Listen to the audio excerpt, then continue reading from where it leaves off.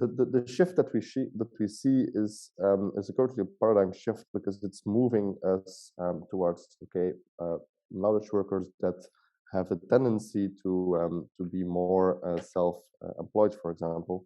They also require more transparency. Well, it's very important to be transparent in everything what you do, in your collaborations with your employer, or with for example, when you're working as a freelancer with your clients.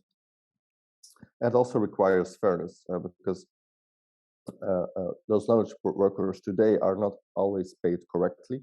You have agencies, recruiters, all kind of let's say instances that try to profit from those knowledge workers and that want to squeeze, let's just say, a bit of the person, his ability. The problem we see there is, for example, when you're working as a freelancer and you don't get paid in a fair way, or when you don't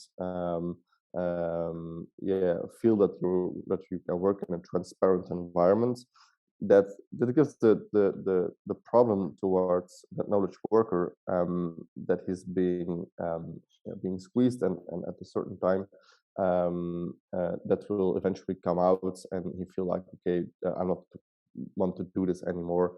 I feel misused, and they lose, like I said in the beginning, their creativity, and they won't create any added value anymore.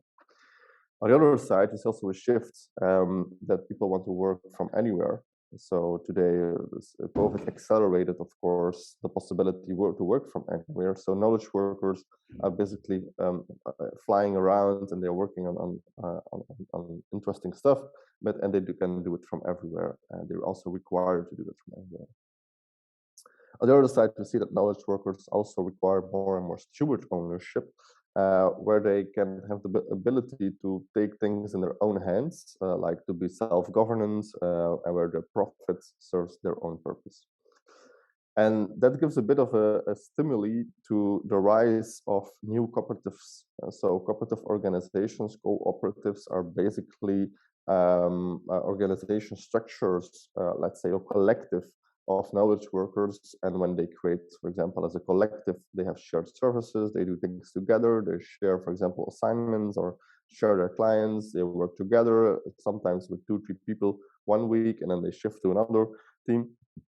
And what we see is that those cooperatives makes it possible to shift a little bit from conventional ownership to that cooperative ownership. While conventional ownership, you have a company which has shareholders who own and control, let's say, a company, and the company makes the profit, it benefits the shareholders, right? And then because how can you create, let's just say, a profit?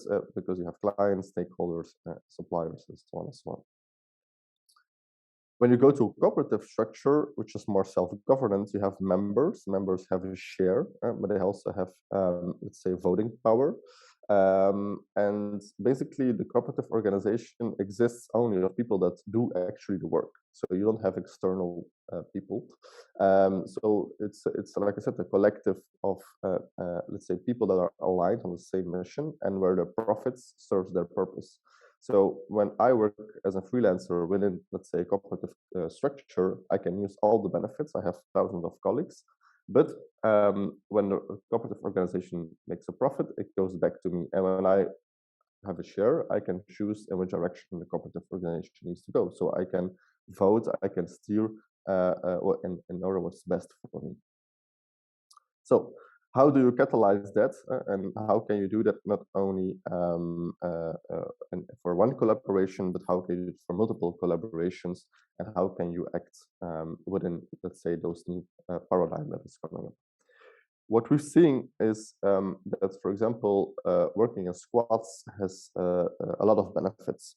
So, for example, finding complementarity. So when you do, for example, an assignment as a freelancer, it's important to see, okay, what can I do and what can I not do? And the things that you cannot do, that you maybe need extra support for, extra people that can help you. You can go into the network, let's say, and find the right people that can help you with that assignments, and maybe successfully collaborate together to bring the best out of it.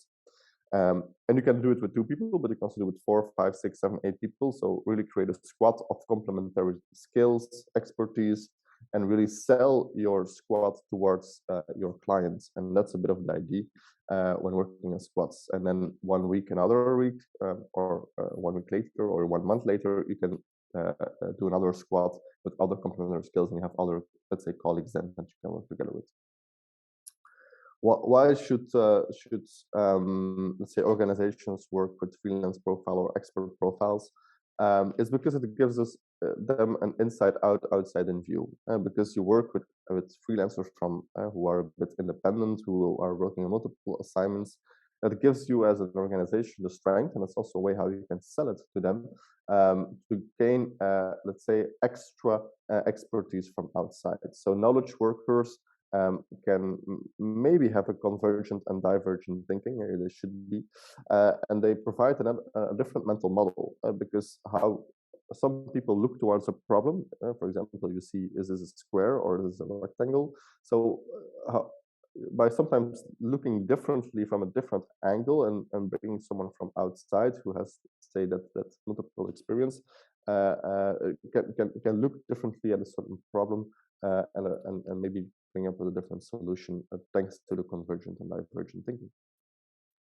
But again, that requires transparency. That requires transparency and the collaboration between the knowledge worker, the freelancer, the expert, whatsoever, and the client who's in need of expertise, which is currently missing, or the job that needs to be done.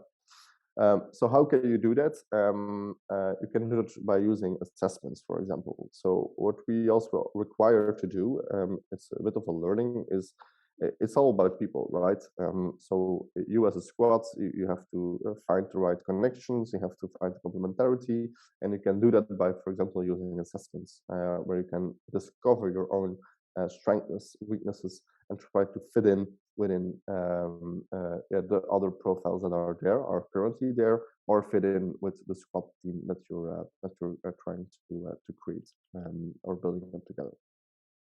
So how do you scale that impact, let's just say? How can we scale that cooperative mindset, that squad mindsets, those kind of best practices, not only in the industry of, let's say, venture building, innovation factories, and so on, but also to industries like architects, chemical environments, other industries.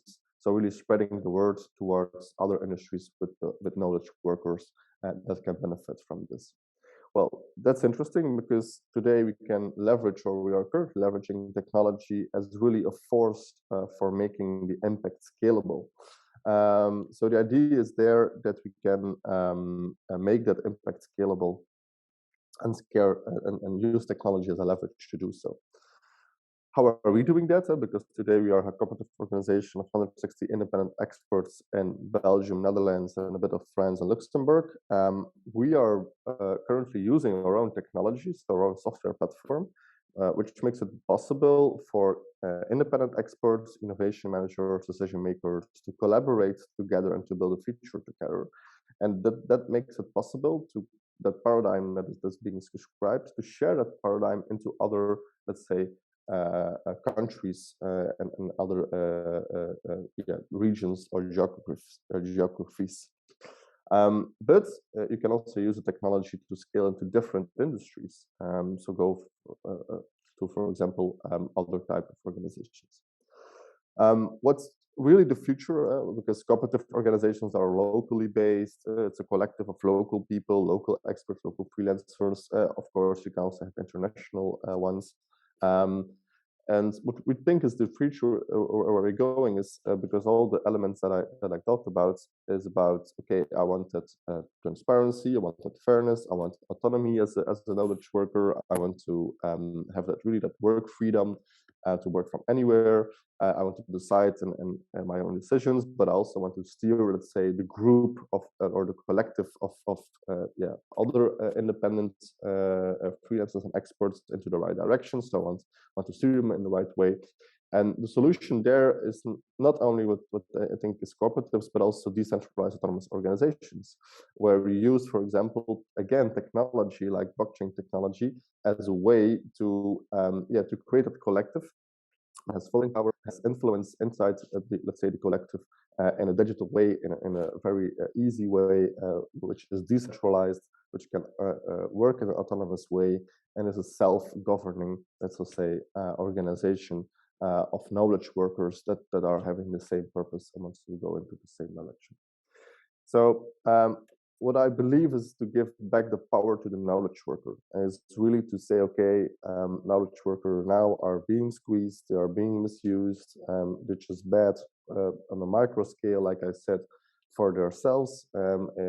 It's really they lose creativity, they have a chance on burnouts, higher chance on burnouts. So that's really a bad thing for them. But it's also bad for our economy, and our economy in Europe, especially, is depending on that knowledge working economy. So that's linked one-on-one with another.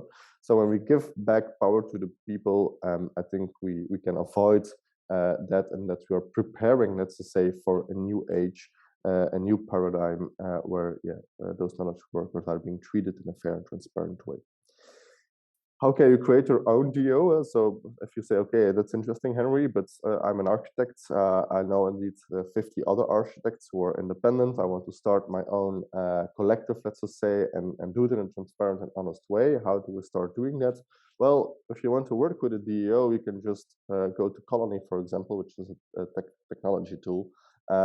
It's a platform. We don't need any, let's say, technical knowledge, maybe a little bit, but it's quite self-explaining, and you can create your own DO there and build an organization together online from out of a collective of knowledge workers, and you can start collaborating together and setting up the ground rules on how you want to do that.